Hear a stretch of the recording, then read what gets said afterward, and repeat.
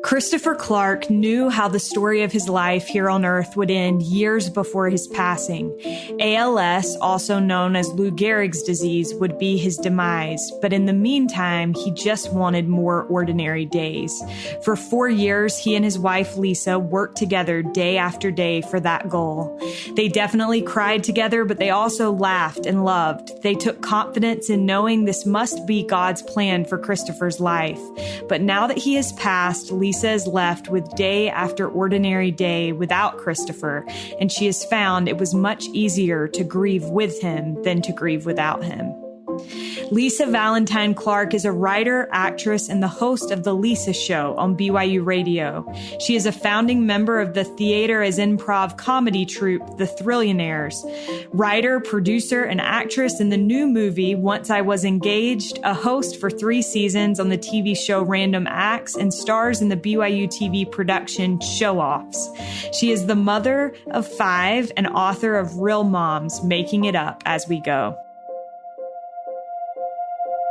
This is All In, an LDS Living podcast where we ask the question, what does it really mean to be all in the gospel of Jesus Christ? I'm Morgan Jones, and I am so honored to have Lisa Valentine Clark with me on the line today. Lisa, welcome. Thank you. Thank you for having me. Well, you are a pro at any kind of talking over audio, and I am not. So you're going to have to be patient with me. But I want to start out today. I had the opportunity. I guess I should say this up front. I had the opportunity a couple of years ago to hear you and your husband, Christopher, speak. And it made such an impression on me and on my life. And actually, as I was prepping for this interview, I went back and read those talks. And I also asked our mutual friend, Emily Bell Freeman, if she had any questions for you. And she came up with some of these questions. So shout out to Emily. But the first question is, both you and your husband, Christopher, have such a gift for loving people and loving people well. And I wondered if you think that's a quality that you both possessed and if that's something that drew you to each other, and also wondered how the two of you initially met, because you just seem made for each other. Oh, that's so nice of you to say. Thank you. And thank you for your kind words, and a huge shout out to Emily, who's been a great friend to us. You know, Christopher and I think we're absolutely drawn to each other right in the beginning because of our just mutual love and excitement for people and action.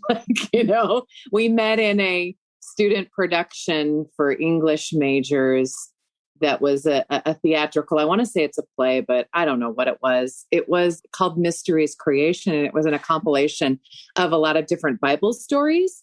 And a real knee slapper, to be honest. And although we laughed through it, looking back, it maybe wasn't appropriate. Maybe it was. I can't remember. All I know is that it was an amazing experience. And from the moment that I met Chris, my world was expanded because people were always drawn to him, right? And he always had a lot of different kinds of community of people, and he just collected people and funny stories as he went along. And I just think that if you love people, then it is a great way to learn how to love more, because that's certainly what Christopher taught me. I feel like it's hard to sort of summarize all of kind of his experiences and the different people that we've met and the experiences that we had over our 25 years of marriage and before that, our friendship and dating experience, to sort of encapsulate it. But I will say that Christopher did teach me how to love other people without reservation. And he wasn't concerned about any sort of qualification for anyone to be his friend and to be in on the group or to be in on the joke. I mean, it didn't mean that he didn't necessarily struggle with certain kinds of people, shy people, for example, difficult, but he did find a way. And and he showed me just what a benefit that was. And so our lives together just have a lot of great markings by who we met and when we did, and the fun memories that we were able to create in the moment along the way. So, it sounds like this calculated thing. It was not. It was just his way of being. People were attracted to him. Yeah. Well, I remember watching the two of you that night at the Jubilee. And even after you got done speaking, I think you were seated just a few seats down from me. And I noticed the way that you seemed to be able to communicate, even though at that point, Christopher had lost his ability to communicate verbally. It was like there was this bond, this magnetism between the two of you. And Emily said to me, she said it was particularly noticeable in the way the two of you looked into each other's eyes. And I wondered as we go through this conversation, I want to talk about that love that you mentioned, love for other people, love for each other, the ability to let that love be what it is in the moment. But before we ever get into this conversation, ALS, the way that it works, eventually at some point, it takes the person's ability to communicate. And so I wondered, what did you learn about communication that you didn't know before this experience? That's a really good question because, I'm a talker and I thought I knew all there was about different kinds of communication or communication styles. But especially the experience of watching Christopher slowly and gradually lose that effortless ability that he'd had, where at once he fully communicated with every little molecule in his being. I mean, he couldn't ever sit still. He was always playing with like a rubber band or a piece of plastic.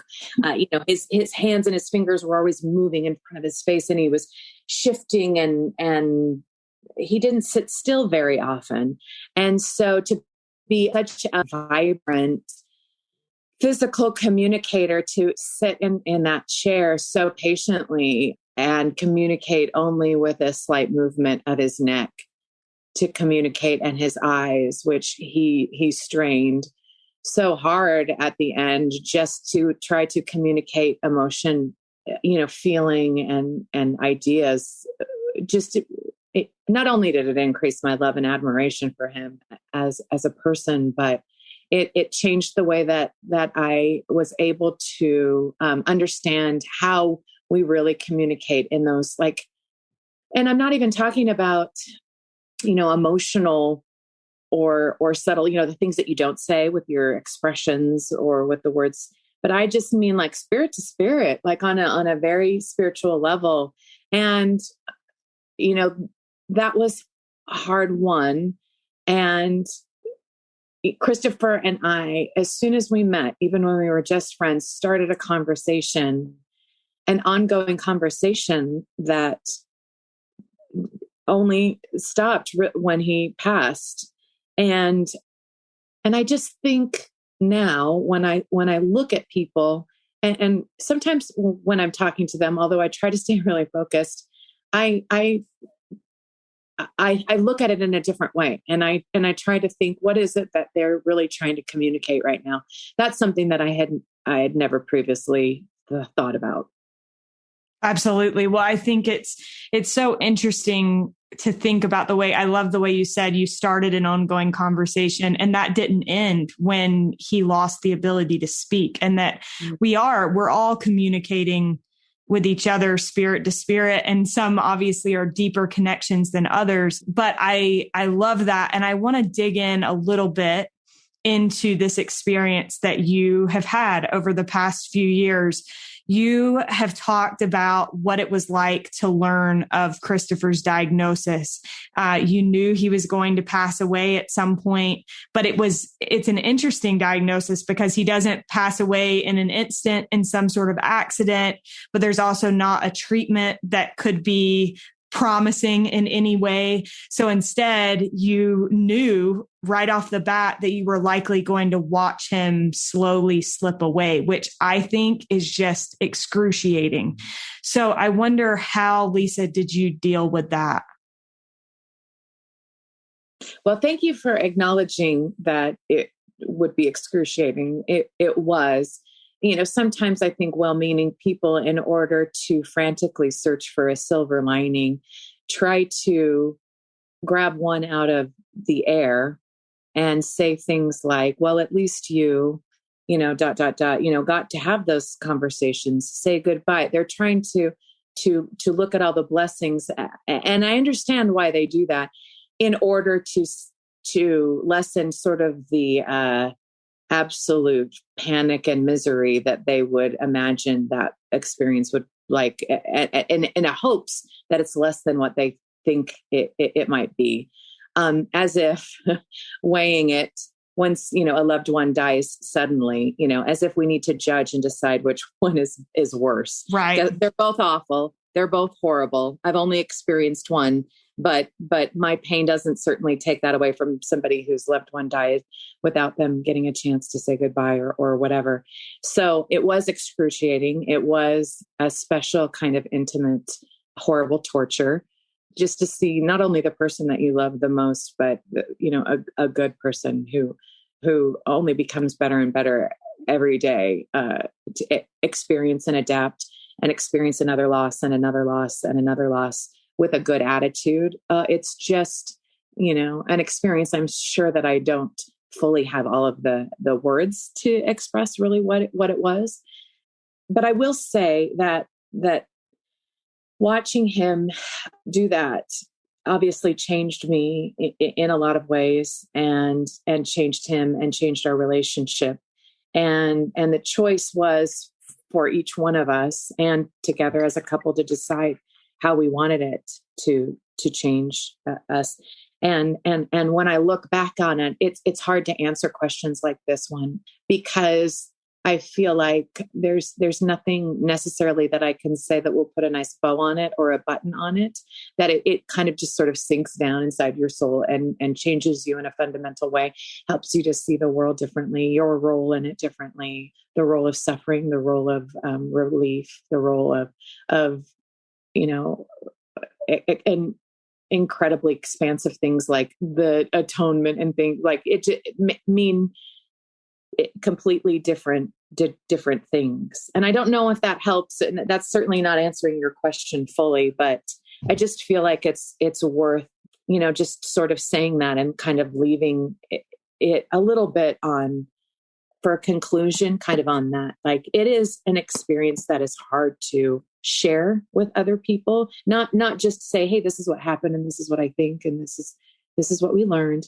Not that, but there's just really not the words for it, because there just feels like there's a fundamental shift in the universe. Everything's different.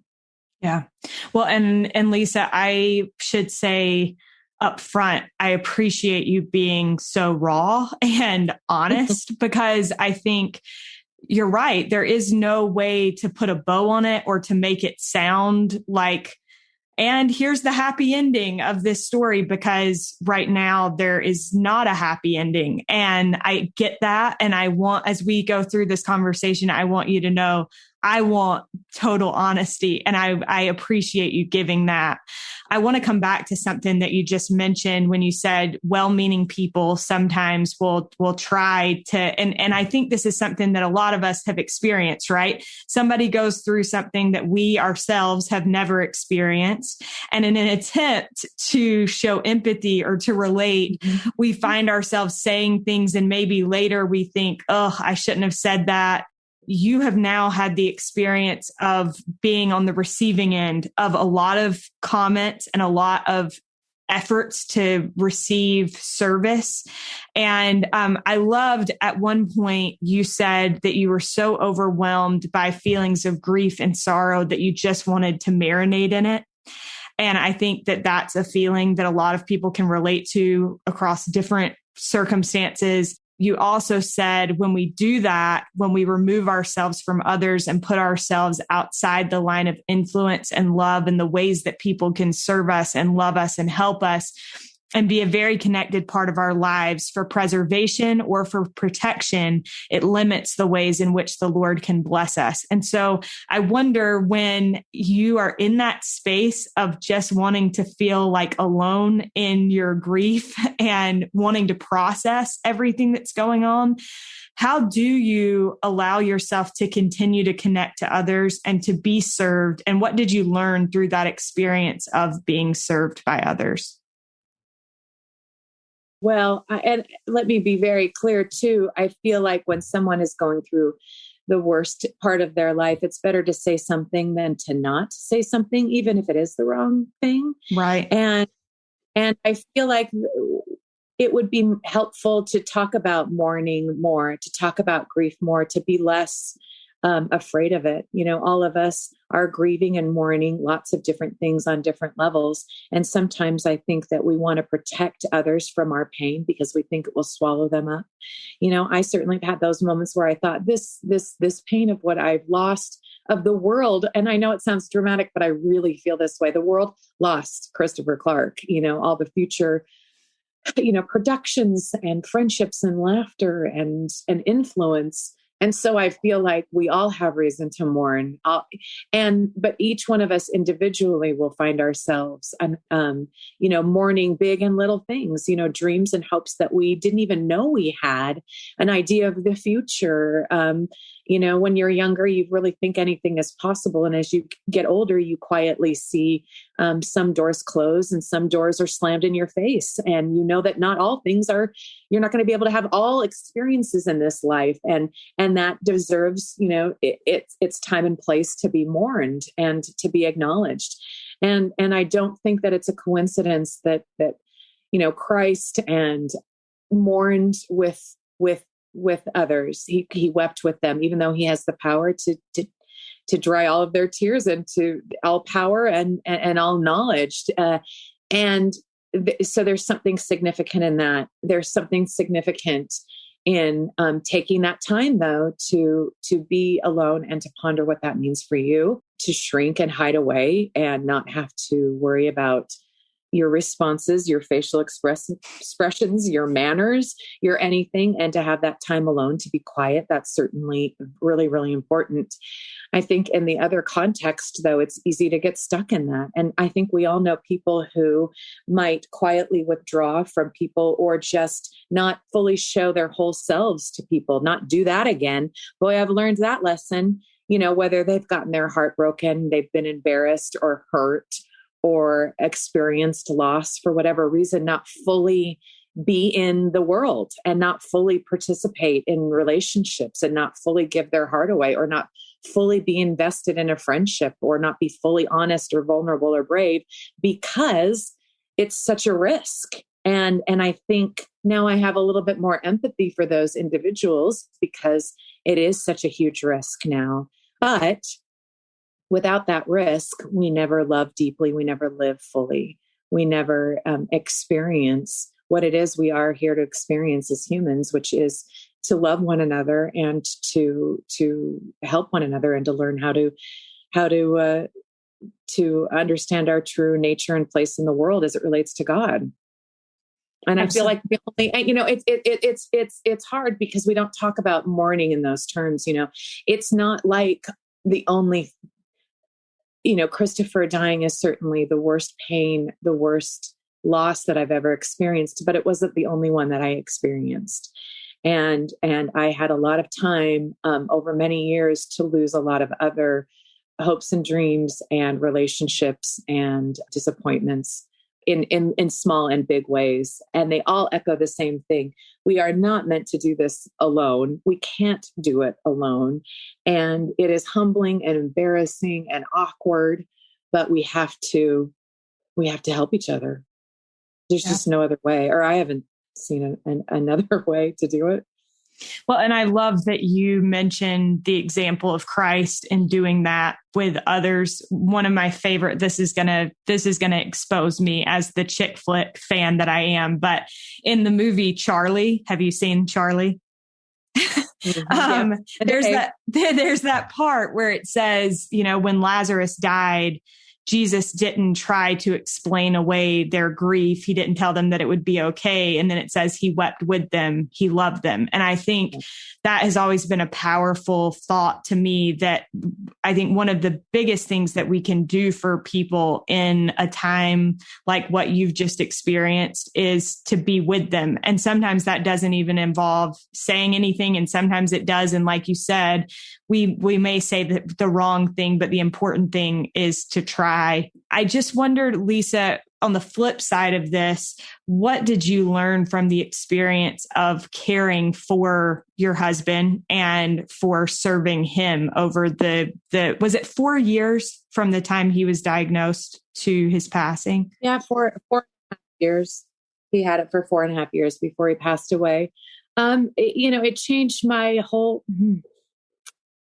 outlook on caregiving.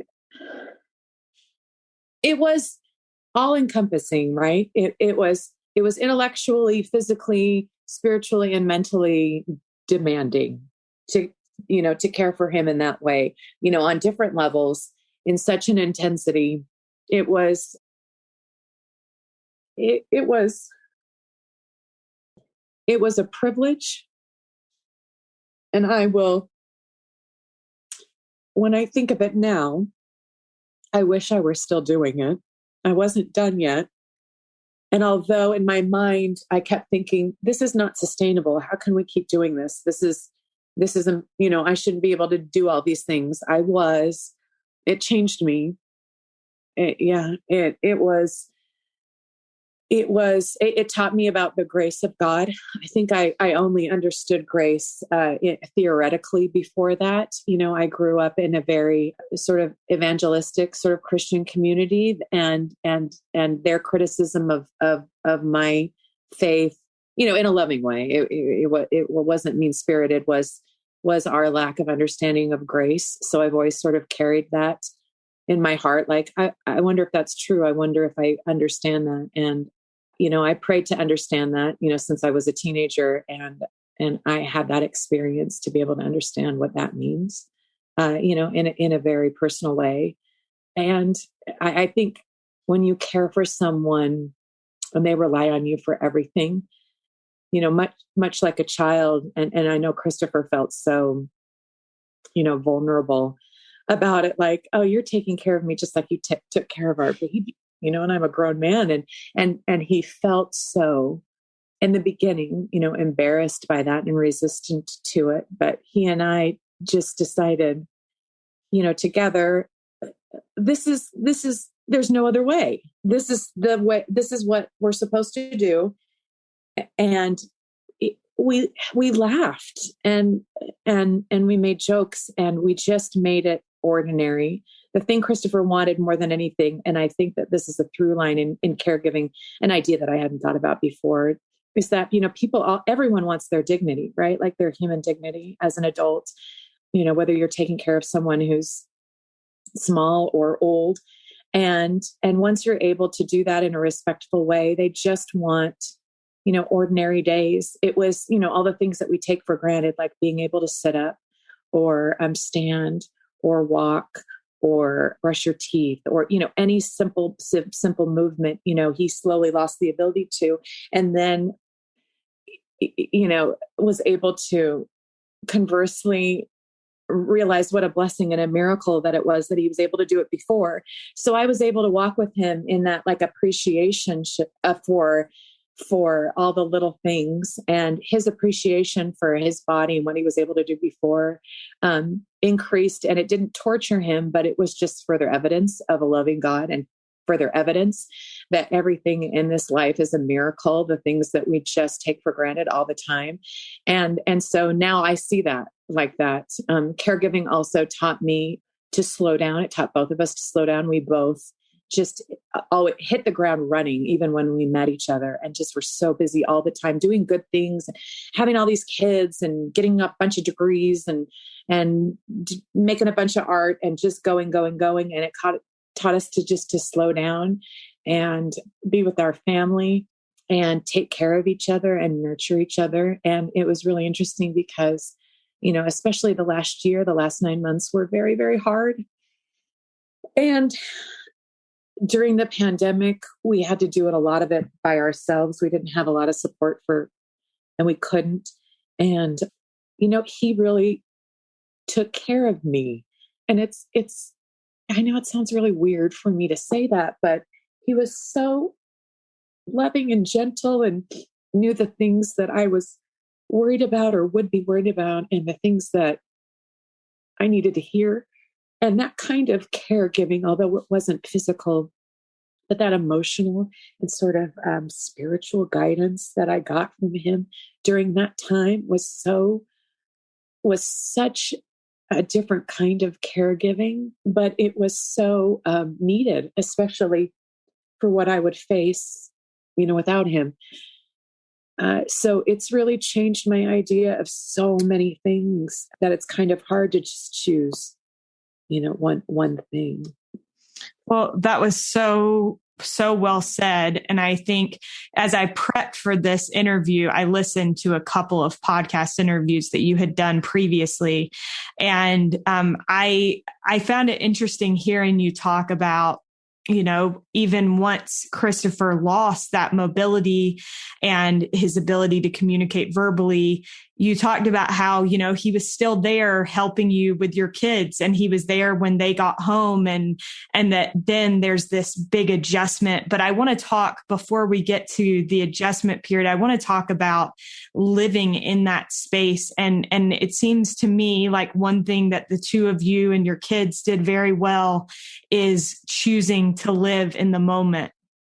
And one thing that Christopher said in his talk at the Jubilee was, he said, from a universal perspective, there is no such thing as days of the week.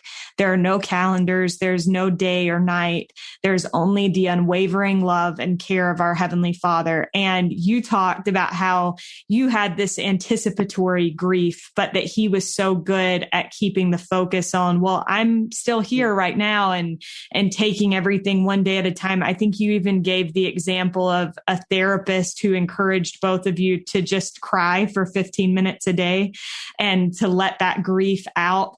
So I wondered, how do you think that Christopher was able to live in the moment that way? And how did that help you, or what did you find to be effective in taking everything one day at a time? Well, Christopher is all about fun and being in the present, right? So in our marriage, I was the one that was worried about, well, how are we going to, pay for graduate school? Or how are we going to afford that next kid? Or, how are we going to organize our schedule for it? And Chris was more of it's going to work out. It'll work out, kind of like if we work hard and we do our best, the Lord will help us. And also something always comes up, and it just kind of will. And he lived, and I know this is really ironic to say, but I still say it and stand by it. He lived a charmed life for a lot of things. Like crazy things happened and he always got out of it, and he didn't, he just, that's how his life worked. And so and it is just part of his essence. And early on, when I would, like, it was so funny because he would, especially early in the diagnosis, sometimes I would just look at him and my love for him would just like burst my heart, and I would just start crying. And he'd say, "Why are you crying?" And I go, my husband, who I love a lot, has this terminal disease. I don't know. It's really sad. And he goes, "Oh, that? Ugh, that yet? Get over it." And just tease me, like, just to kind of bring me back into reality. As things got more serious and through his diagnosis, there was definitely a decision to be made, right? Like how you want to live. And I'm good with like a job. Give me a job to do. What do you want me to do? Like, put me to work. That's how I cope. And Christopher wanted ordinary days. He didn't want to be treated precious. He didn't want people to come over in hushed tones and cry in his face and be like, "This is so sad. How are you doing it?" He didn't want that. He wanted to go to rehearsal and work on a play. He wanted his friend to make fun of him for not being able to stand up in front of a bunch of people. Like, "Why aren't you getting up? What's wrong with you?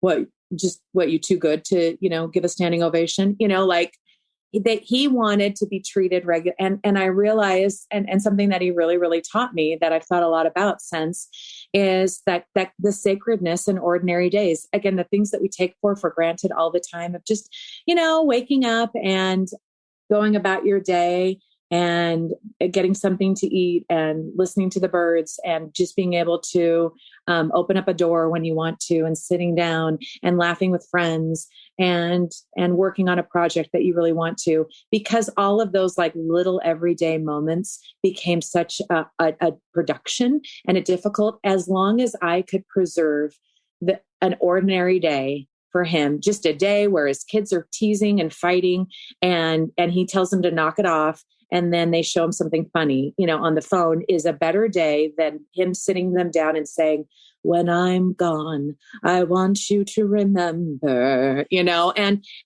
these forced manufactured, quote unquote, important moments. And so when that became my job as his wife, as his best friend, as his caretaker, then I could wrap my head around it, because then it snapped me out of my pity party. It snapped me out of the fear of the unknown. It snapped me out of the anticipatory grief, because I thought, no, your job is to give Chris as many ordinary days as you can. So that means, what is going to help him communicate? How can I get that expensive, adaptive equipment so he can still type out funny jokes? Got it. I'm on it. Which medication is going to allow him to sleep the best so that he can have the most awake days? I'm on it. Got it. Whatever it is, which car am I going to be able to get that will allow us to still drive around together as a family, even when his wheelchair weighs 4,000 pounds? Okay, I'll research it. I'm going to find the best one. Got it, on it.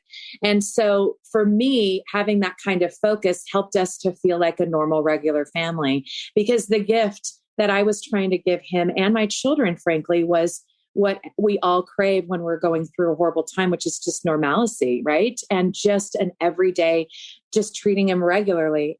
And I count that as one of the greatest accomplishments of my life, is that I was able to do that for 4.5 years, to give him a lot of regular, ordinary days.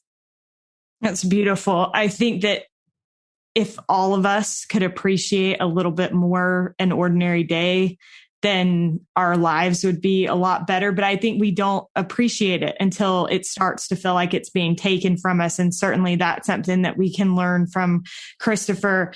In his speech, he also said, and this was my favorite quote from his entire talk. I remember I wrote it down in my notes. He said, "The comfort of God is a miracle. The impressions and kindness of others is a miracle." And when he was talking about that, he was saying, people will say, well, why isn't God giving you a miracle? And what he was saying is God has given us miracles. And so I wondered, how did you see miracles over the course of Christopher's battle with ALS? Well, let me be very clear. We don't have enough time in this podcast for me to name every person who gave us a miracle, who answered that prayer. I will not be able to give God enough credit for every single one. And I really do believe, like Gene Cook, Elder Cook, gave a wonderful talk where he talked about how God is, and because of the way that he is with perfect charity, is such a gracious, humble bestower of gifts. So we'll go our whole lives looking for evidence of his gifts. And because it's so all encompassing and so benevolent and so loving and humble, that he'll do a lot of it in secret without calling attention to it because of his nature. So I won't be able to name them all, but some that we have experienced that I didn't realize maybe before is, there were miracles of comfort for Christopher. I don't think a lot of people realize that he was claustrophobic since he was a little boy. So having a disease like ALS was a different kind of torture for him, because he was slowly becoming trapped in his own body.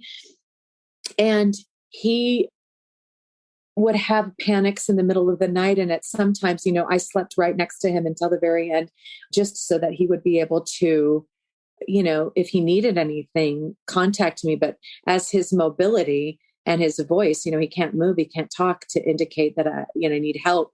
There were times where I was awakened and he was just looking, at me. and just needed help. And then I was able to, that's a miracle. He was able to have comfort come to him in the middle of the night where he felt like there were people there. So he didn't feel alone. There was a time in the last 6 to 9 months, as I kind of hinted at before, were particularly difficult for a lot of specific reasons. And he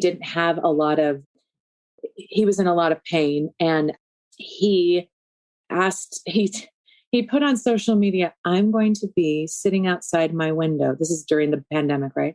Between the hours of 1 and 4, if anyone wants to come and entertain me, which is such a Chris Clark thing to say. And I was like, why are you telling people that? He's like, well, you know what? Why not? I can't talk to anybody. And this was him taking charge of his own sort of emotional needs. And I will say that people came and performed and would just wave, would write notes and tape them to our window.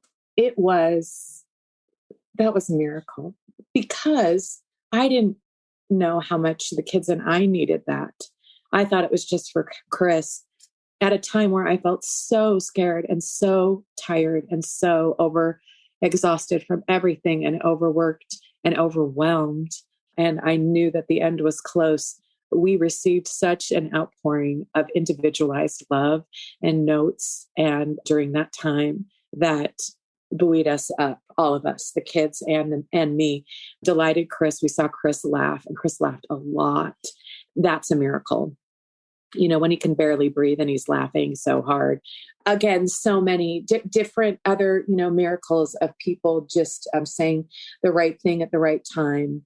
I could go on and on. I think when you are realizing that your prayers are answered in the way that you didn't expect, but it's still an answer, it takes a lot of sort of refocusing. And you know how people always say, oh, you just see what you want to see.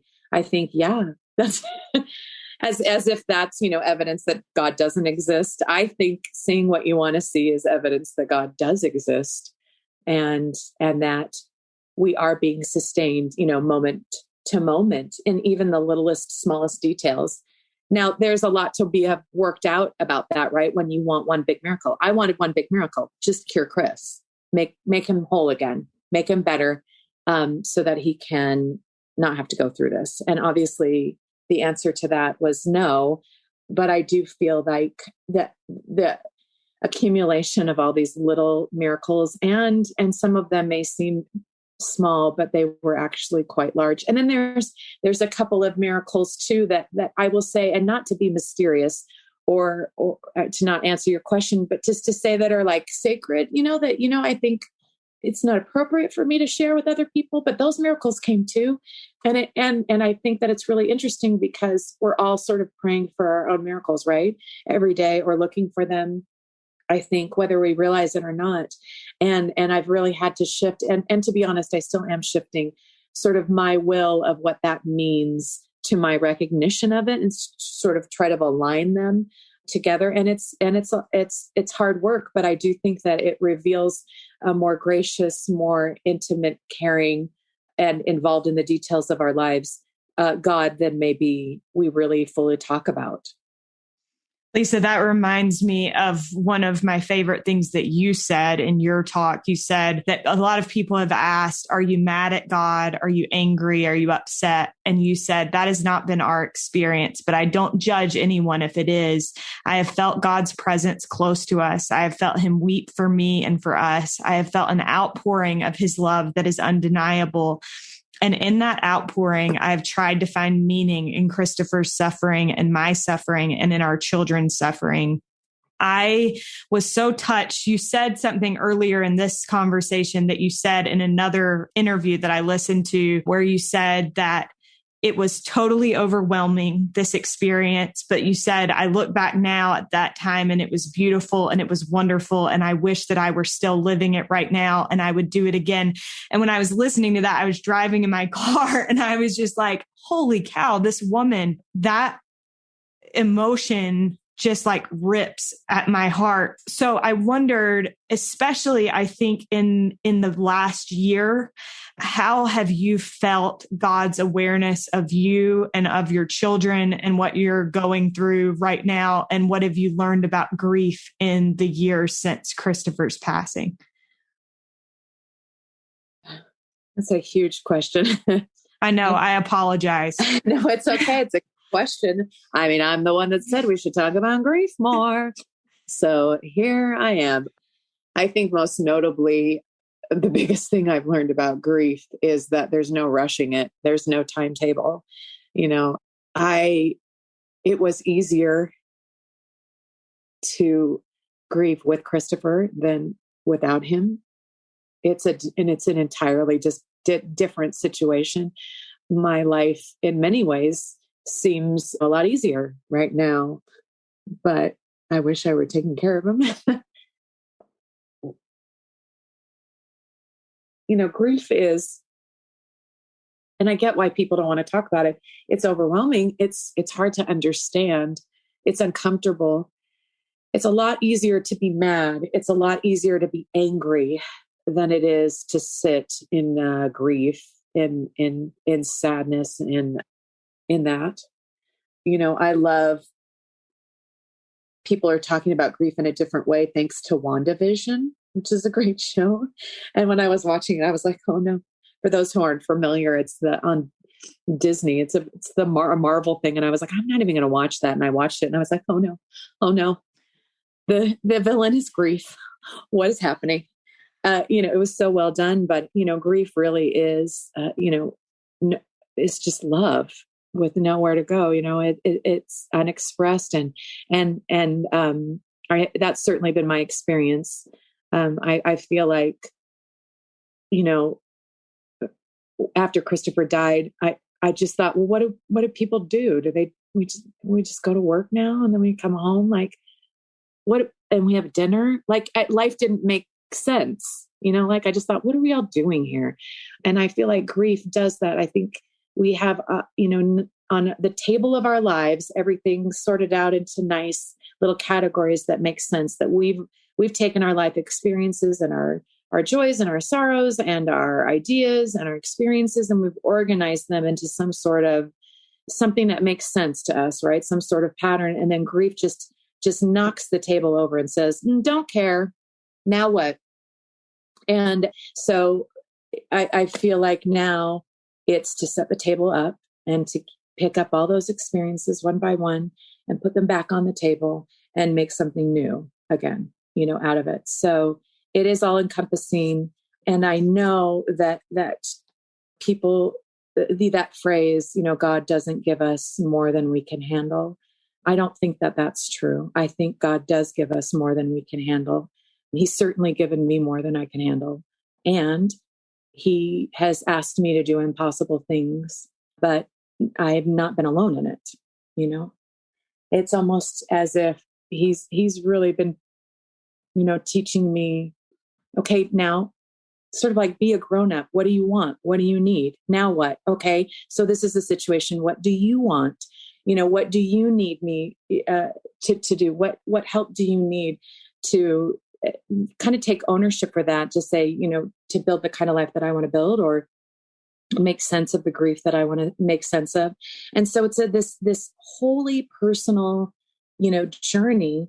But again, I feel like when I was with Chris daily, that it was an opportunity for us to do it together, and having that conversation about, well, do you still feel him, and all that is an entirely different conversation. But the fact is that it is death, and it is, and grief is a huge part of that. And I am really grateful that through it all, that God has been kind. He's good.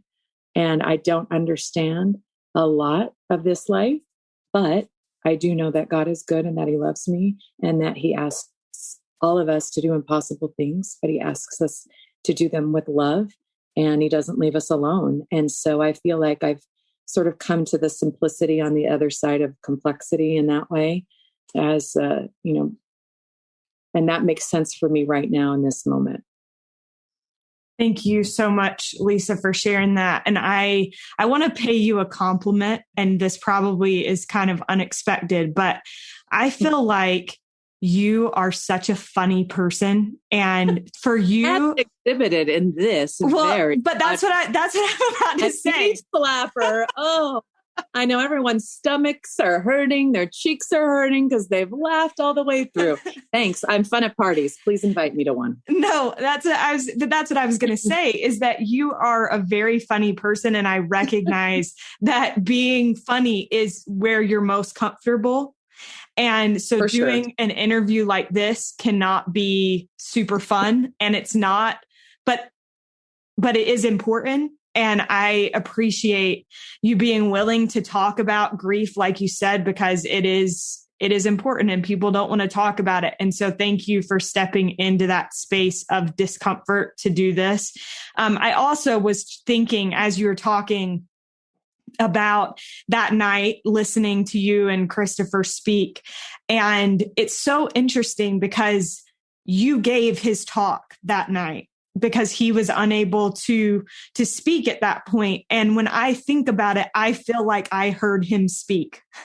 And I think that is a compliment to both good writing and also just the two of you and the way that you operated as a unit. And in that unity, that was so beautiful. It felt like we were getting to hear him.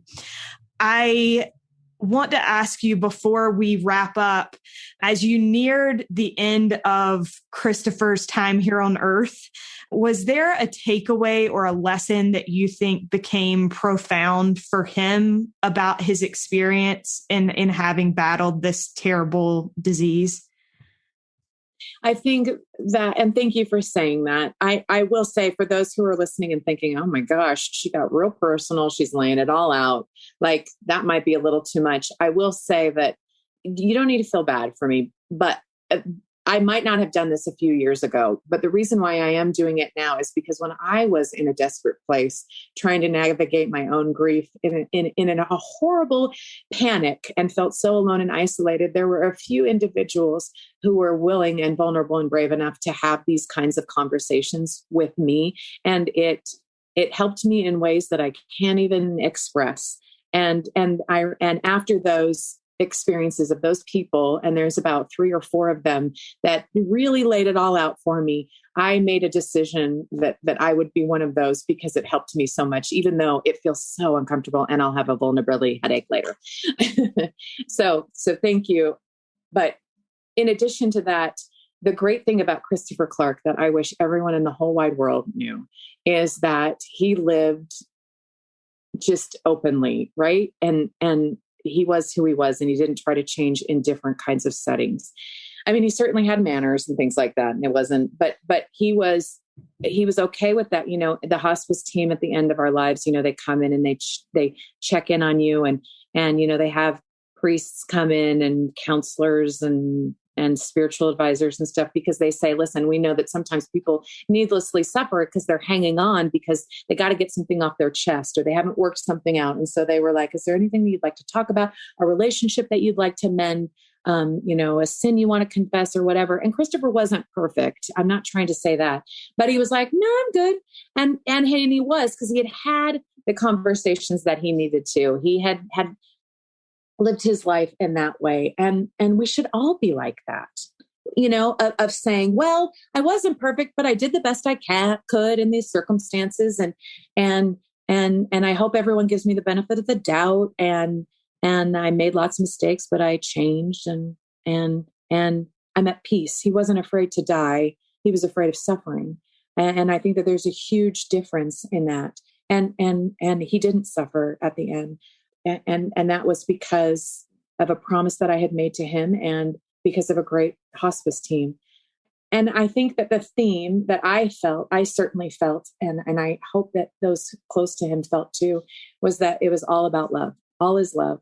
You know, he used to have that on his wall in his office to remind him to be nice to people who bugged him and who annoyed him. And he just like, it reminded him why he was there. All is love. And when he thought about us, our family, and leaving us, when he thought about going on the other side, when he thought about his legacy, when he thought about anything, it all had to do with love. It's all about that. A lot of people don't know that, before Chris even was diagnosed, he was really interested in the afterlife and near-death experiences and things like that, and ghosts and hauntings and it was just like his hobby. And he would always say to me, Lisa, they all say the same thing, whether you've had a near-death experience or whether you've been close to, it's all about love, that everybody says, whether they're, a member of the church or not, it doesn't matter. It's all about love. And I think that's the way Chris, I think that was confirmed at the end of his life. And now that's something that I say and that I think. What's this life about? It's all about love. I love it. Well, Lisa, thank you so much again. My last question for you is, what does it mean to you to be all in the gospel of Jesus Christ? Well, I think to be all in to the gospel of Jesus Christ is to be constantly seeking him. President Nelson recently gave a talk in April 2020 called Hear Him, about different ways that we can do that personally. I think when you're all in, that means that is your focus. When you wake up in the morning, you've got a million choices to make, right? In what you think about, what you say and you do, and how you interact, and how you organize your day. I mean, it's a million different things. And so there's a million beautiful ways that you can express your love, the way that you can live your life. And to be all in means that focus is to seek him.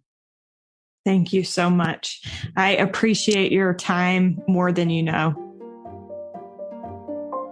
A huge thank you to Lisa Valentine Clark for joining us on this episode. Be sure to go see Once I Was Engaged in theaters July 21st. And also don't forget that the All In book hits bookshelves July 26th. Thanks to Derek Campbell of Mix It 6 Studios for his help with this episode. And thank you for listening. We'll look forward to being with you again next week.